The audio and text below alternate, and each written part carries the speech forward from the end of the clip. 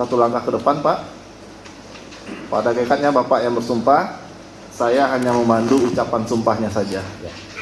Ucapan sumpahnya diucapkan atau dilafazkan, Pak ya. Bismillahirrahmanirrahim. Bismillahirrahmanirrahim. Demi Allah saya bersumpah. Demi Allah saya bersumpah Bahwa saya sebagai saksi dalam perkara ini akan memberikan keterangan yang benar dan tidak lain daripada yang sebenarnya. Silakan duduk, Pak. Pak Dedi ini saksi ya, bukan ahli ya? Saksi yang mulia. Ya. Akan menerangkan seputar apa? Beliau ini adalah yang pertama mengadakan penelusuran terhadap terungkapnya peristiwa ini. Kami ingin mendengarkan lebih jauh apa yang didapatkan selama melakukan penelusuran terhadap kasus Eki dan Vina. Baik, silakan untuk ditanyakan terlebih dahulu, Pak. Ya, Silakan, Pak. baik. Saudara saksi Kang Dedi, apakah Kang Dedi dalam keadaan sehat pagi ini? Sangat sehat. Sangat sehat ya, dapat memberikan kesaksian sebagai saksi testimonis de auditu ya, yang apa yang saudara saksi dengar, saudara saksi dapatkan dari hasil penuturan saudara saksi selama ini. Yang pertama kami ingin menyampaikan atau memberikan bertanya, apa yang saudara saksi lakukan pertama tertarik untuk melakukan penelusuran terhadap peristiwa Eki dan Vina di Cirebon ini? Yang membuat saya tertarik adalah pertama saya lihat tayangan di salah satu stasiun TV swasta di mana ada seorang terpidana yang baru keluar bernama Saka Tatal. Kemudian ada pengacara bernama Titin. Waktu itu mendapat serangan yang luar biasa, ketidakyakinan terhadap apa yang diucapkan, sehingga mereka berdua ini menjadi tertuduh yang luar biasa dari sebuah peristiwa yang terjadi 8 tahun yang lalu, tepatnya 27 Agustus tahun 2016. Sehingga berangkat dari situ saya mencoba untuk menghubungi Ibu Titin sebagai pengacara. Saya ingin bertanya apa sih sebenarnya yang terjadi. Kemudian saya diterima di rumahnya. Setelah diterima di rumahnya, saya minta bicara dengan Saka Tatal, dan secara kebetulan di kamarnya ada 4 orang. Ada Saka Tatal, ada orang tuanya Sudirman, orang tua laki-laki dan perempuan, dan ada kakaknya Saka Tatal. Kemudian mereka bercerita dan bersumpah di depan saya, tidak pernah tahu peristiwa pembunuhan itu, tidak pernah tahu peristiwa, mohon maaf, yang asusila itu. Kemudian juga dia bercerita bahwa pada peristiwa itu dia tidak ada di lokasi sebagaimana yang dituduhkan. Baik Saka Tatal, kakaknya maupun ayah dan ibunya Sudirman. Oke, sesudah saudara saksi mendengarkan keterangan itu, lantas apa yang saudara saksi lakukan untuk selanjutnya? Saya mencoba untuk mengungkap peristiwa itu berdasarkan hati dan pikiran yang saya miliki tanpa panduan dari siapapun. Dan setelah itu terjadilah penangkapan terhadap Peggy Setiawan. Ketika terjadi penangkapan pada Peggy Setiawan, saya mencoba menemui ibunya. Dan ibunya menangis, memeluk saya, bercerita bahwa pada saat terjadinya peristiwa itu Peggy Setiawan tidak ada di Cirebon, tapi ada di Bandung. Kemudian setelah itu saya mencoba, karena waktu itu yang menjadi saksi kunci adalah saudara AF, saya mencoba menemuinya di Bekasi. Dan kemudian AF meyakinkan pada saya bahwa dia melihat peristiwa pelemparan pengajaran yang terjadi di depan SMP 11. Berangkat dari itu saya mencoba mendatangi SMP 11. Kemudian di depan SMP 11 saya mencoba melihat di mana gang yang dimaksud dan di mana warung yang dimaksud. Karena saudara AF bercerita bahwa pada malam itu dia membeli rokok di warung. Kemudian saya mencoba menemui pemilik warung, seorang perempuan, di depan steam tempat AF bekerja, dan perempuan itu menyatakan bahwa kami tutup jam 4 sore dan kami tidak menjual rokok. Malam hari kami pulang. Setelah itu saya berjalan, tiba-tiba ada saudara Peri menemui saya dan dia menyatakan tidak benar peristiwa itu. Kemudian saya mencoba berjalan menemui warung yang ada di situ. Ternyata warung yang ada di situ satu-satunya yang menjual rokok sampai malam hari adalah warung Madura, warung yang menjual rokok. Dan kemudian saya mencoba mengukur dari warung Madura ke arah gang yang dimaksud. Ternyata jaraknya hampir 150 meter. Terjadi peristiwanya malam hari. Orang pada malam hari jarak 150 meter tanpa pencahayaan yang memadai bisa melihat segerombolan orang melakukan pengejaran, pelemparan, hafal motornya, hafal warnanya, hafal jenis motornya, dan hafal nama orangnya. Menurut saya, kita belajar logika, itu bertentangan dengan logika kita, itu penyesatan pikiran. Kemudian setelah itu saya bertemu lagi dengan beberapa orang penjual sayur yang menyatakan bahwa pada malam itu anak-anak ikut mengangkat sayur.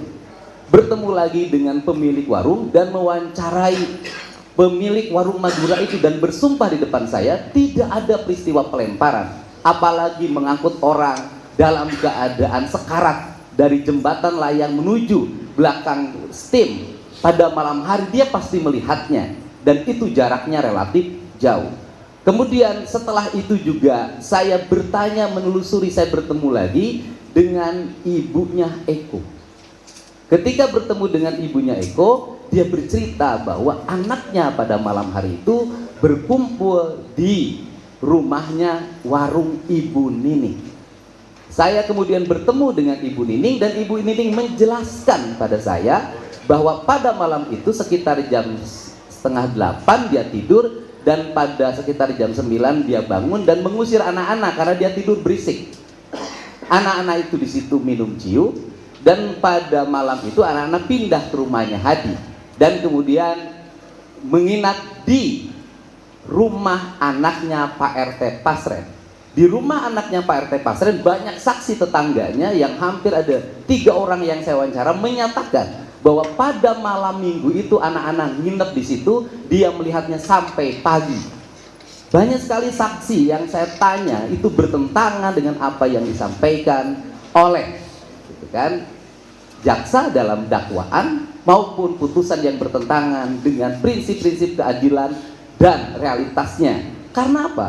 Kalau kita melihat alur ada putusan yang menyatakan bahwa anak-anak berkumpul di rumah Bu Nining kemudian didatangi oleh seorang yang bernama Andi dan mengajak melakukan pelemparan karena dia dalam ancaman dan di situ melakukan pelemparan di rumahnya Ibu Nining. Padahal rumahnya Ibu Nining ke jalan tuh gangnya jaraknya jauh banget. Tidak mungkin ada motor yang lewat ke situ. Nah, dari fakta-fakta itu saya menyimpulkan bahwa peristiwa ini tidak pernah terjadi.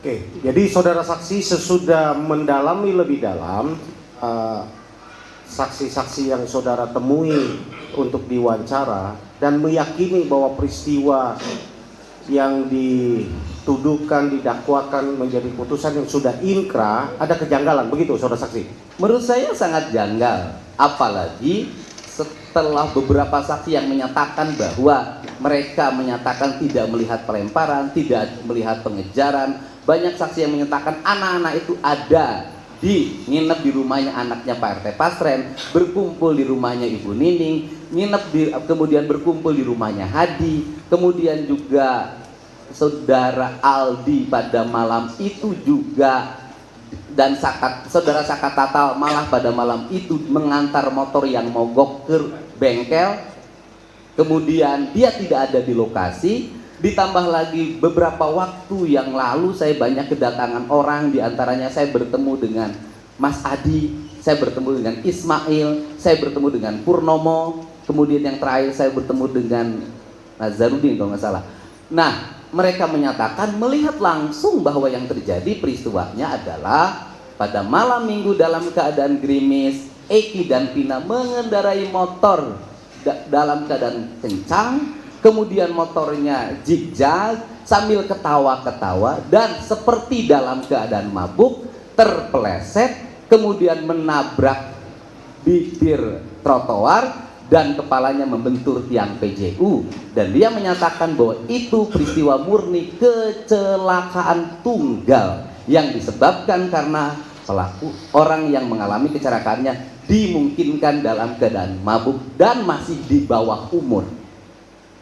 Baik, saudara saksi, saya ingin bertanya lagi bahwa sesudah saudara saksi mendapatkan kejanggalan, ada kejanggalan di dalam putusan atau vonis yang menimpa mereka, para terpidana, melihat bertemu dengan para saksi yang saudara saksi temui, lalu kenapa, apalagi yang saudara lakukan untuk memberikan bantuan atau mengungkap peristiwa ini lebih terang? Benar? Peristiwa ini bukan hanya peristiwa hukum, tetapi peristiwa sosial dan peristiwa kemanusiaan.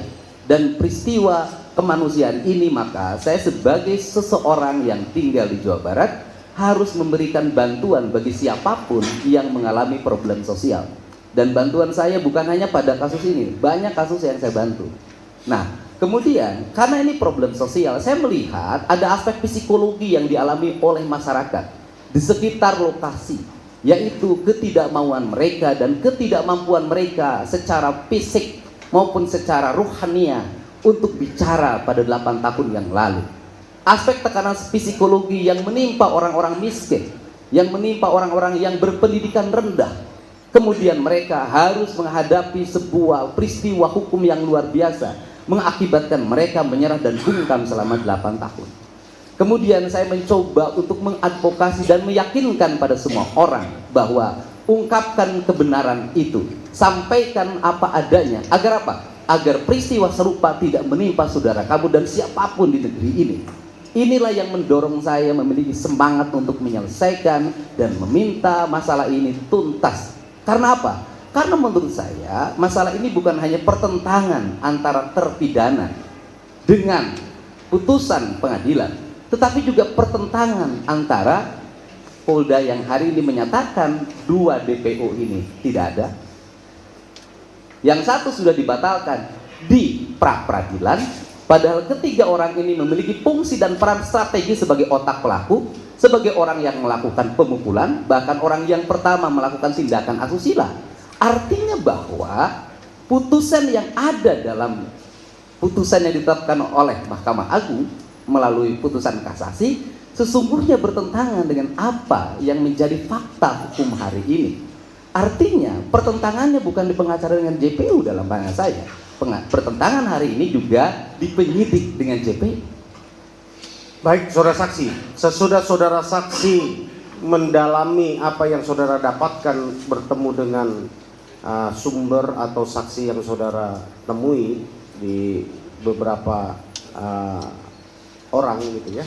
Nah, saya ingin dapatkan seberapa yakin saudara saksi bahwa peristiwa yang mereka ceritakan, para saksi yang saudara saksi temui, mengandung kebenaran. Dari mana saudara itu yakin bahwa mereka lebih benar, dapat dipercaya dibanding uraian pada peristiwa yang termuat di dalam putusan pengadilan terhadap logika mereka? Sosialnya sederhana dan logika psikologisnya sederhana.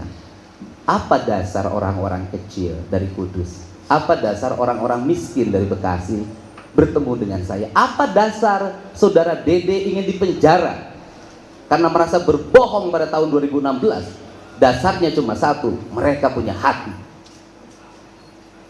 Dan bagi saya kebenaran yang tertinggi bukan kebenaran akal. Kebenaran yang tertinggi adalah kebenaran hati. Akal bisa diakal-akali, tapi hati nggak bisa dibohongi. Baik, saudara saksi, kami ingin menanggapi pertanyaan kepada saudara saksi. Ada yang mengatakan para saksi itu berbicara kepada saudara saksi oleh karena saudara saksi menjanjikan sesuatu, berikan sesuatu. Apa benar itu? Saya tidak pernah menjanjikan sesuatu. Saya hanya memberikan perlindungan pada mereka. Mereka adalah orang-orang yang terancam. Saksi tidak mengalami ketenangan dalam hidupnya. Dan tugas saya sebagai manusia adalah menyampaikan pesan-pesan Allah pada mereka, untuk menjaga mereka agar berkata benar. Dan negeri ini memerlukan orang-orang yang berkata dengan hati, bukan hanya berkata dengan logika. Yang saya lakukan adalah panggilan hati nurani, tanpa ada paksaan dan tujuan apapun.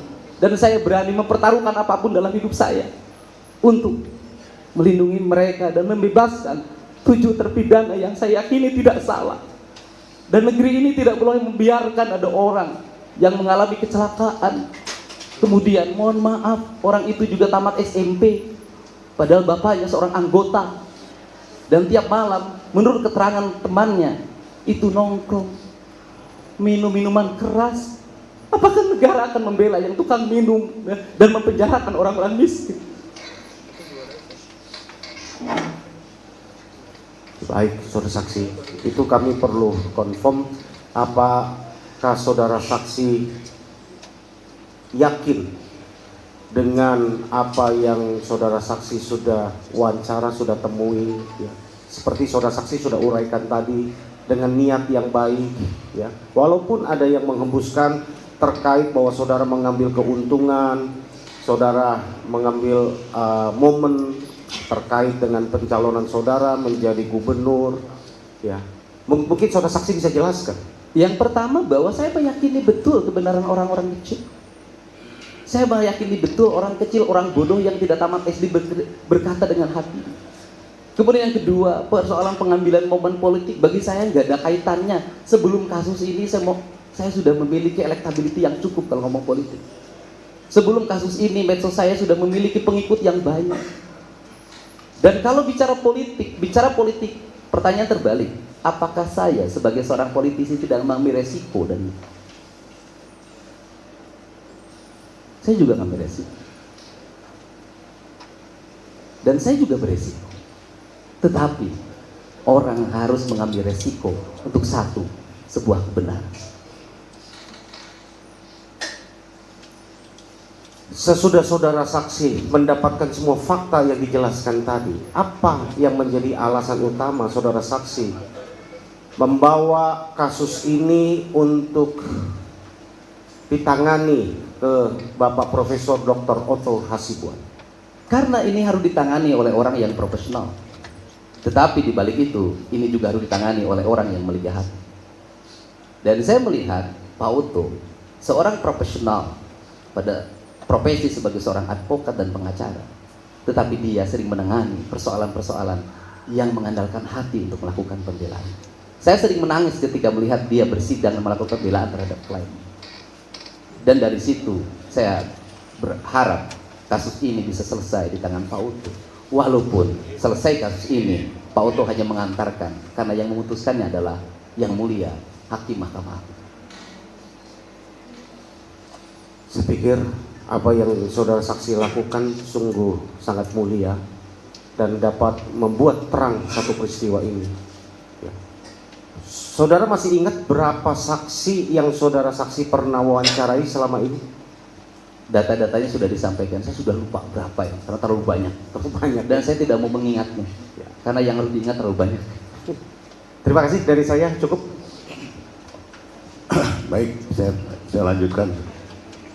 Saudara saksi tadi mengatakan ada kejanggalan. Ada nggak yang spesifik kejanggalan dari kejadian ini? Kalau saya bukan spesifik ya, semua hal janggal kok. Jadi nggak bisa dikatakan ada yang spesifik dari kejadian. Semua hal janggal. Semua janggal. Semua janggal. Silakan, dari seluruh prosesnya janggal. Dari apa yang dituduhkan janggal. Putusannya juga janggal. Nah, dari kejanggalan-kejanggalan ini kemudian saudara saksi mengadakan atau membuat langkah-langkah seperti tadi yang disebutkan, membawa kepada Pak Otto dan lain sebagainya. Kira-kira saya menganggap saudara saksi adalah tokoh di Jawa Barat ini. Apa sih yang saudara inginkan dari kejadian ini, kok demikian menggebu-gebu, demikian bersemangat dan lain sebagainya? Yang saya inginkan adalah catatan sejarah. Tidak boleh ada sebuah peristiwa orang dihukum tidak bersalah. Yang dihukumnya banyak dan seumur hidup. Pertanyaannya adalah, maukah saudara kita diperlakukan seperti itu? Maukah anak kita diperlakukan seperti itu? Maukah cucu kita diperlakukan seperti itu? Tidak. Jangan sampai ada karma karena peristiwa ini. Ya. Selanjutnya saudara saksi, Saya kira itu jawaban yang nanti majelis hakim agung yang akan menilainya. Ya. Tapi saya akan menelisik lagi mengenai soal peninjauan kembali yang kami lakukan untuk membantu 7 terpidana ini. Selain tujuan tadi, kira-kira ada hal lain nggak yang ingin saudara saksi sampaikan paling tidak kepada masyarakat atau pada warga sekitar? Saya orang yang mengikuti hati dalam hidupnya. Kalau saya boleh bercerita, saya orang politisi. Saya pernah menjadi wakil bupati, jadi anggota DPR. Saya orang yang tidak pernah punya catatan, orang yang tidak pernah menulis, orang yang tidak pernah bawa laptop. Apa yang saya sampaikan dimanapun, saya tidak pernah mengutip. Saya hanya menyampaikan pesan hati saya. Dimanapun, baik di rapat DPR, baik ketika jadi bupati, di rapat paripurna DPRD, baik di depan masyarakat, lihat, tidak pernah saya membawa catatan dan tidak pernah saya nyontek. Hidup saya selalu mengikuti apa kata hati saya, dan saya yakin kata hati itu ada yang menuntunnya, dan saya memang dituntun untuk bertemu dengan 7 terpidana. Dituntunnya ceritanya panjang. Saya harus mengalami perpisahan hidup dengan anak saya. Selama 3 tahun saya hidup sendiri, dan ternyata Allah menjawab kesendirian saya bahwa saya harus bertemu dengan 7 terpidana ini. Kalau saya tinggal di rumah sebagai orang yang memiliki kecukupan, menimang anak saya yang paling kecil, saya hidup bahagia dengan keluarga, mungkin saya tidak akan pernah dipertemukan dengan 7 orang ini. Dan rupanya saya bisa menjawab bahwa kesendirian saya, pertapaan yang saya lakukan telah dituntun saya bertemu dengan 7 orang ini. Sulit dijelaskan secara logika, tapi bagi orang yang senang terhadap proses-proses pembenahan diri dan spiritualitas akan memahami. Ya, baik. Terima kasih banyak, saya juga jadi tersentuh nih. Terakhir, saya ingin menanyakan, dari semua rangkaian kegiatan dari awal saudara ikuti sampai hari ini, saudara saksi meyakini mereka tidak melakukan perbuatan itu? Saya meyakini mereka tidak berbuat karena peristiwanya bukan pembunuhan tapi kecelakaan. Artinya saudara saksi meyakini mereka bukan pembunuh? Mereka bukan pembunuh, bukan 1000%, 1.000.000% saya yakin hari ini. Baik, terima kasih. Saudara saksi, saya tersentuh ya apa yang dikatakan saudara saksi tadi, bahwa hukum karma akan berlaku. Kalau kita orang beragama, kita percaya bahwa hukum Allah di atas segala hukum. Siapapun yang hadir dalam ruang sidang ini, kalau masih tegar tengkuk, masih mengeraskan hatinya melihat peristiwa ini dan tetap meyakini bahwa peristiwa ini pembunuhan, biarlah nanti Allah yang akan berperkara dengan mereka. Cepat atau lambat Allah akan berperkara dengan mereka, siapapun. Satu hal yang perlu saya sampaikan, saya pertanyakan, saksi melihat kasus ini sebagai kasus problem sosial. Kalau saya tidak salah tangkap tadi, kasus ini sebagai kasus problem sosial, sehingga saksi tertarik untuk menelusuri, untuk berusaha mencari kebenaran. Saya sangat tertarik ini, itu pertama. Yang kedua,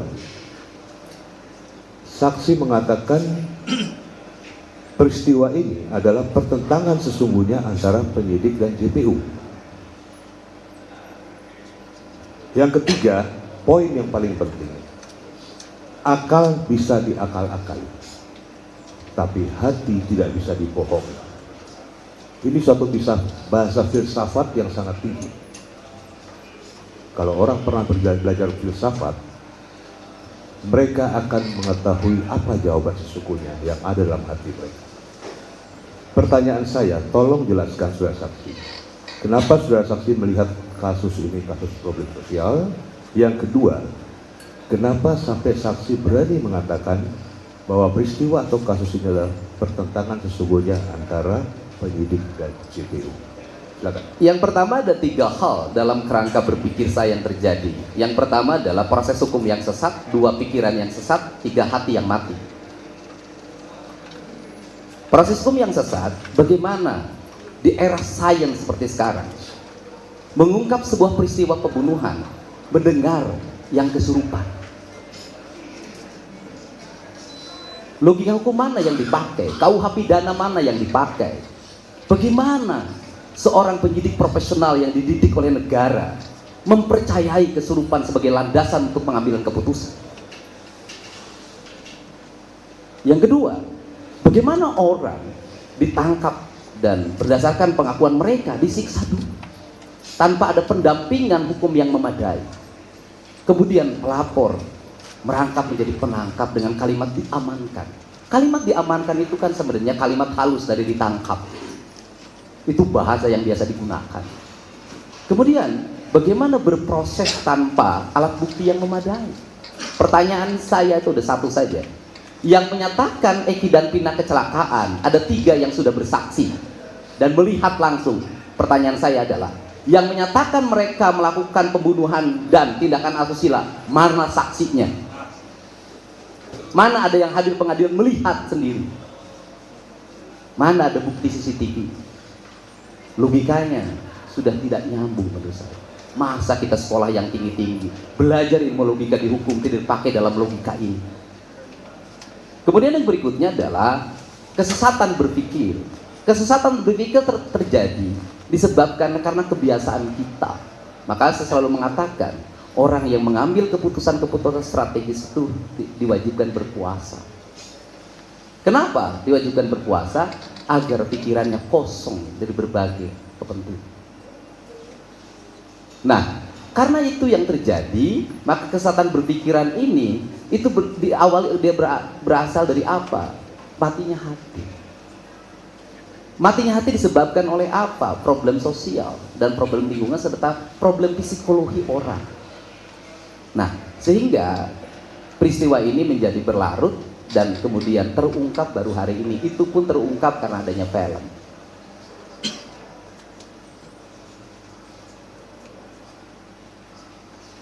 Dan menjadi ramai lagi karena Peggy ditangkap. Baik, saudara saksi, jawaban saudara saksi sangat normatif, tapi realistis. Saya ingin menanyakan pada saudara saksi, tadi saudara saksi mengatakan ada 3 orang yang melihat para pemohon pada saat peristiwa ada menginap di rumah anak Pak RT Pasrek. Yang kedua, ada saksi yang melihat adanya kecelakaan tunggal. Apakah saksi pernah langsung bertemu dengan orang-orang tersebut untuk mewawancarai? Baik, yang disebut dengan pertentangan kan begini. Pada waktu penangkapan Peggy kan dibebaskan di peradilan, di pra-peradilan. Artinya bahwa satu DPO itu sudah dinyatakan gugur oleh pengadilan. Artinya peristiwa itu peran Peggy dulu tidak ada. Setelah itu Dani dan Andi itu juga dibatalkan. Padahal mereka memiliki peran penting. Kalau ketiga orang ini sudah dianggap tidak ada dalam kasus ini, berarti peristiwa pembunuhan tidak ada, diangkut tidak ada, asusila nggak ada. Kan harusnya punya logika dong. Masa kita bertahan pada sesuatu yang kita bantah sendiri? Terus kemudian, apakah saya mewawancara? Saya mewawancara mereka, bertanya pada mereka. Mereka meyakinkan pada diri saya. Mereka menyatakan siap bersaksi, memberikan pernyataan di notaris, siap dituntut di muka pengadilan kalau dia bersalah atau berbohong. Pertanyaannya, mungkinkah orang awam yang hari ini bekerja, punya tanggung jawab keluarga, mengorbankan dirinya, kemudian berbohong, kemudian besok dipenjara karena kesaksian palsu? Tidak mungkin. Berarti apa yang sampaikan dia yakini kebenarannya.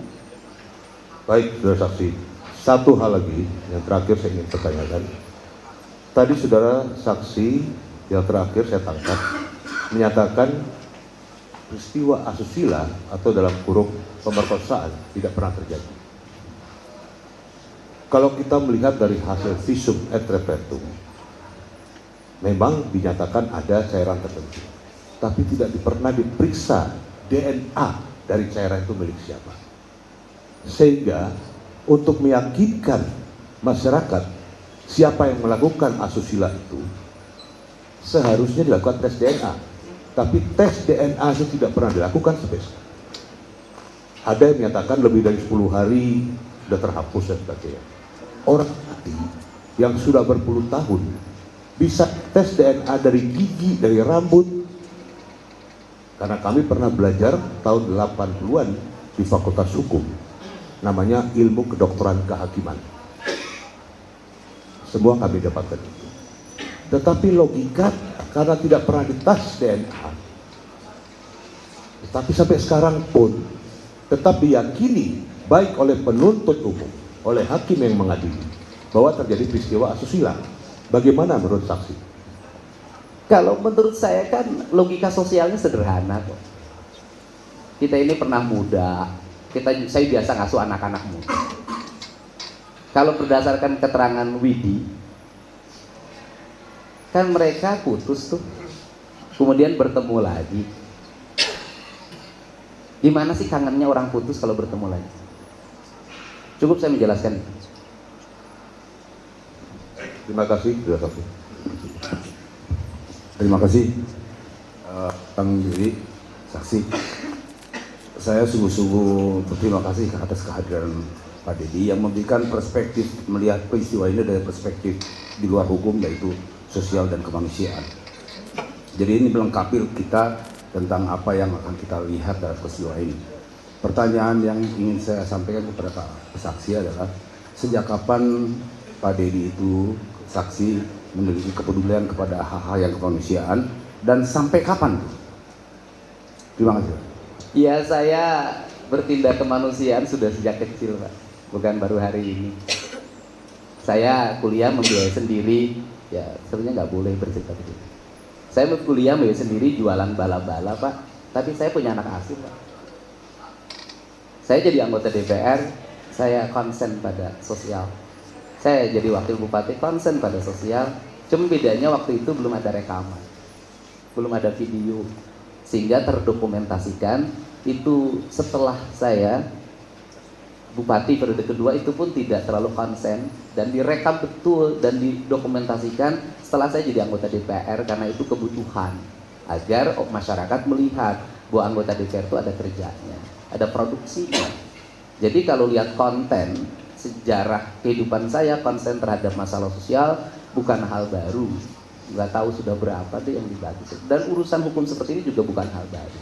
Sudah banyak yang saya bantu.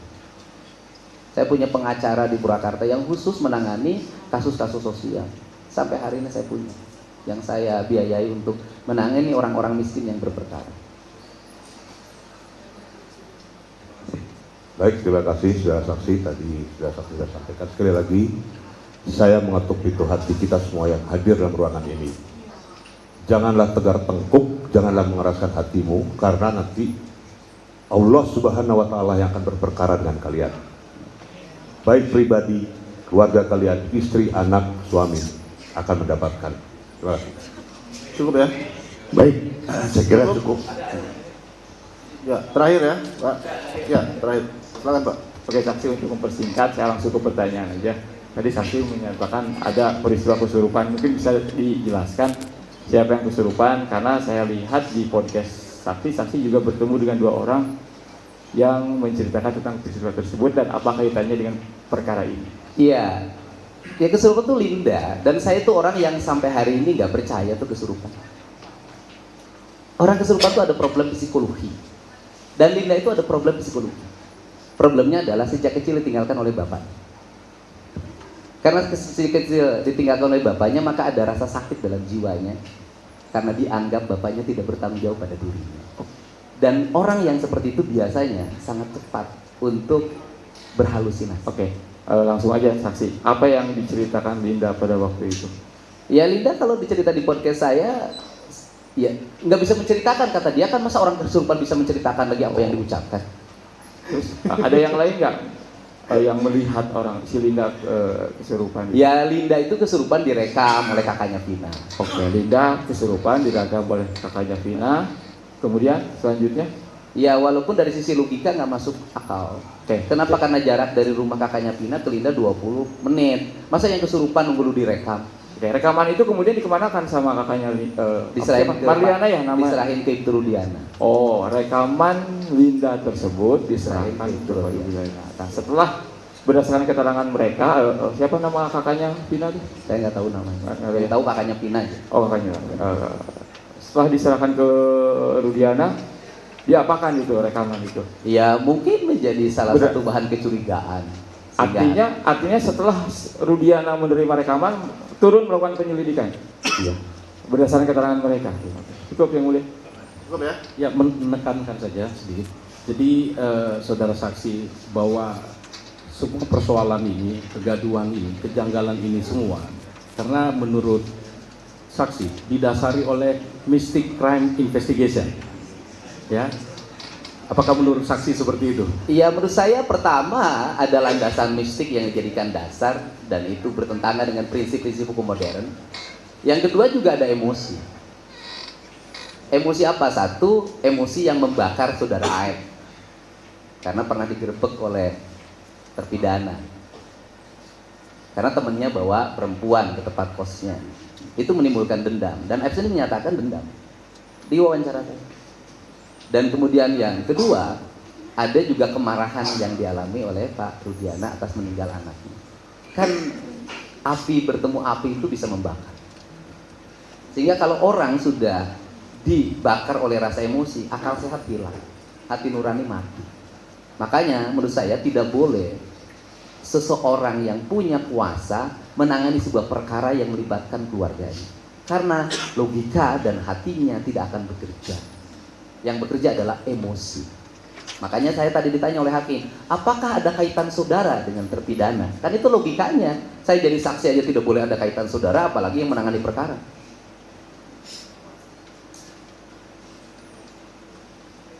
Baik, cukup. Cukup ya. Sekarang giliran dari termohon untuk mengajukan pertanyaan. Silakan, Pak. Ada mic kan?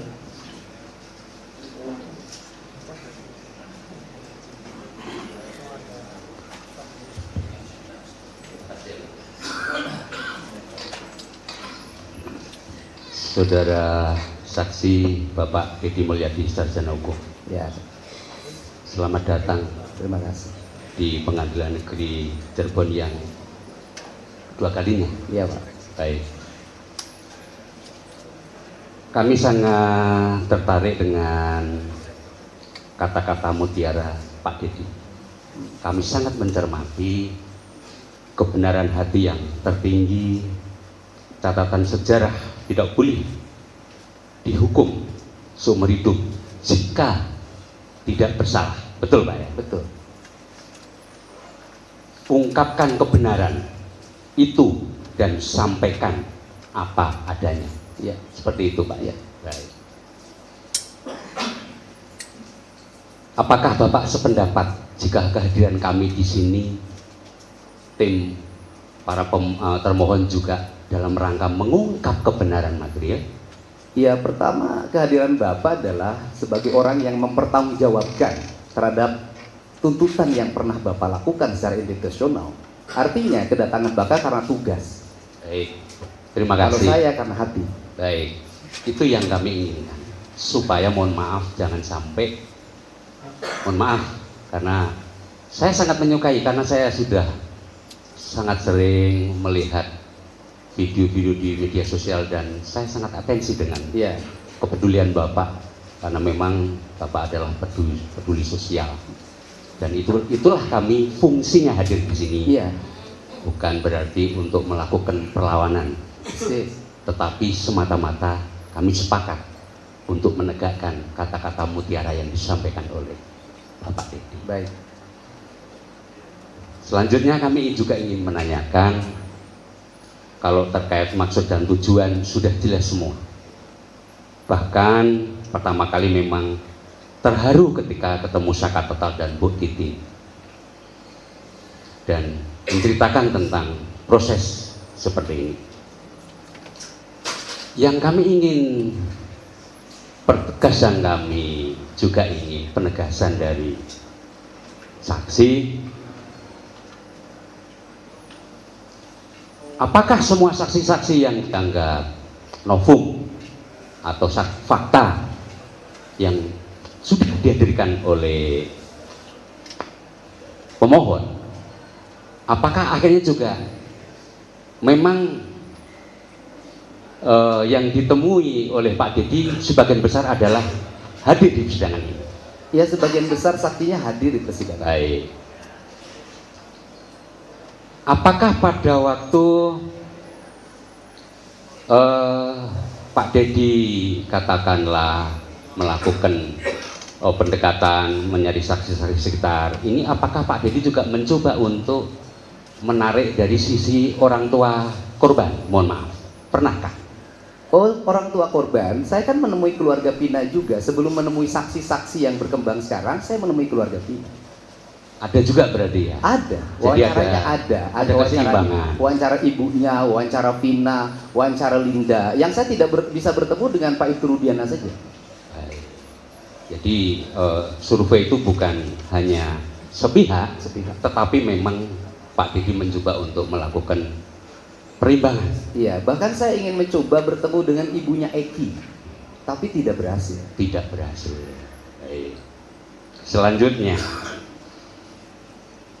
apakah ketika ketemu Bu Titin, Bapak juga pernah menanyakan upaya-upaya maksimal yang telah dilakukan beliau selaku penasihat hukum?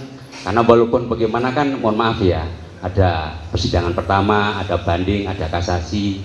Apakah itu Bapak sebagai peduli hukum dan peduli penegakan hukum juga ada ditanyakan seperti ini? Iya, saya menanyakan pada Bu Titin sejauh mana upaya ibu melakukan pendampingan. Dan dia selalu mengatakan susah waktu itu kita melakukan pembelaan secara sempurna karena peradilannya tertutup meskipun dalam putusannya dinyatakan terbuka. Baik. Karena mohon maaf kalau saya berbeda pandangan, kalau mungkin saya keliru mendengarkan dan melihat. Ketika Pak Dedi aktif survei kepada para saksi fakta baru itu, pertanyaannya itu, mohon maaf ya, teknik pertanyaan itu mengarahkan dulu hari kejadian, tanggal dan ini, bahwa ini ada ini. Jadi memang mungkin dari segi yang lain menerima, tapi mungkin dari segi pihak yang lain mungkin beda pandangan. Jadi ada kalanya di dalam melakukan survei di lapangan itu langsung ketika si orang itu katakanlah, mohon maaf Bu Nining yang notabene mohon maaf saya juga paham. Jadi kalau kita, oh bukan begitu, kan begini, betul nggak? Nah itu yang sebetulnya menurut hemat kami kurang imbang di dalam melakukan survei di lapangan. Itu hanya kami selaku pengawas di media sosial dan itu. Ya, baik. Tapi kami tetap menghargai tentang upaya-upaya yang dilakukan oleh Pak Dedi untuk. Malah Bapak bisa melihat wawancara salah seorang saksi yang dulu berbohong ketika di BAP. Justru yang ada terbalik, di awalnya tertutup dan takut. Begitu saya tepuk-tepuk bahunya, kamu ada Allah di hati kamu, dia menangis. Pertanyaannya adalah, apakah tangisan spontan rakyat biasa adalah kebohongan? Yang berikutnya juga kan kita punya logika, Pak. Bapak tinggal cek saja itu ke warung Madura, jaraknya berapa ke gang. Bisa kelihatan menurut Bapak atau enggak malam hari? Kami kebetulan sudah survei dan sudah ngecek, tapi saya bukan tidak sependapat dengan survei Bapak yang lakukan.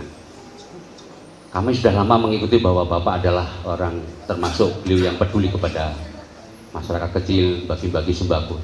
Saya pun terharu, alhamdulillah. Cuma memang akhir-akhir ini kurang, tetapi lebih ke masalah yang ini. Tapi nggak apa-apa. Kemudian, iya, nggak usah ketawa. Maksud saya kalau kita ini memang seperti itu, kami termasuk yang sangat senang karena memang keliling. Cuma akhir-akhir ini berkurang untuk yang ke masyarakat kecil. Boleh saya jelaskan? Lebih dominan ke mungkin tidak tersyuting Pak, mohon Enggak, maaf. boleh Mungkin- saya jelaskan? Ya boleh. Ya, karena bagi saya peristiwa kemanusiaan ini lebih mahal dibanding sembako, Pak. Kami sependapat dan kami bukan menolak mengenai hal itu. Tenang Ya. aja, Pak. Baik. Tolong penonton. Intinya kami sekali lagi ingin menegaskan bahwa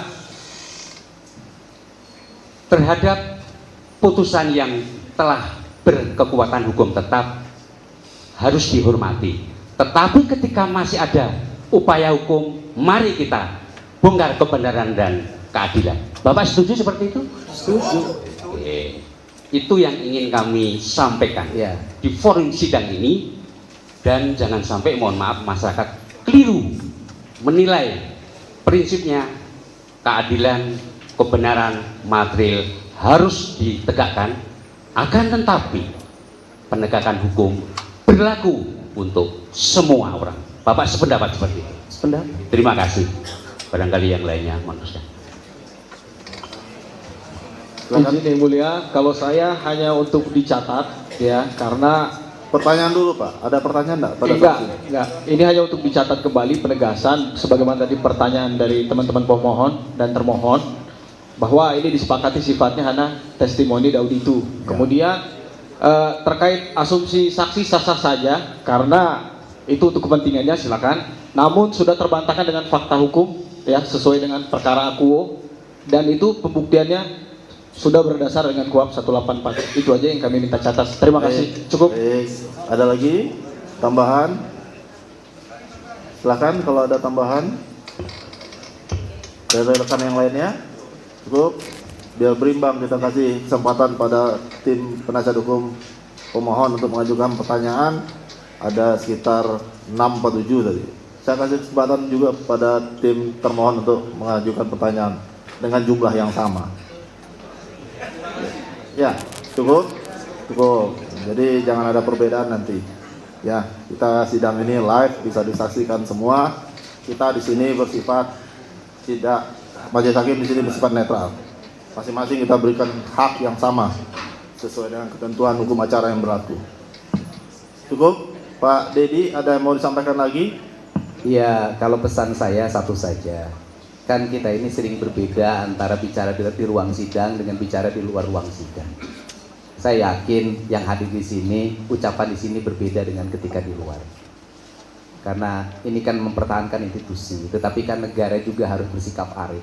Kalau masih ada upaya hukum di luar hanya nunggu putusan PK yang bisa dilakukan oleh Kejaksaan Agung, Kejaksaan Negeri Cirebon, menurut saya lakukan saja. Karena menurut saya hatinya juga sama kok dengan saya. Cuman bedanya kan hari ini tugasnya memang harus seperti itu dan saya menghormati tugas itu. Baik, cukup ya. Dari para pemohon, bagaimana keterangan saksi ini? Ada tanggapan? Silakan. Oke, nggak ada tanggapan ya, cuma ucapan terima kasih. Boleh Pak, silakan Pak. Salaman boleh Pak. Silakan, satu-satu ya.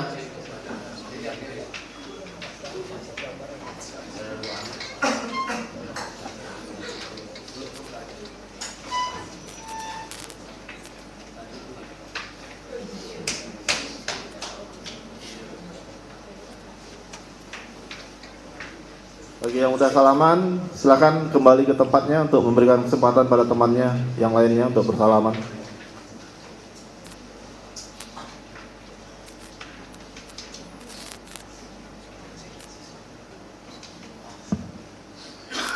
Cukup ya. Saya kembalikan KTP-nya. Nanti tinggalan di sini bisa. Ya, terima kasih Pak. Terima kasih ya keterangannya. Ya, perkara sudah selesai.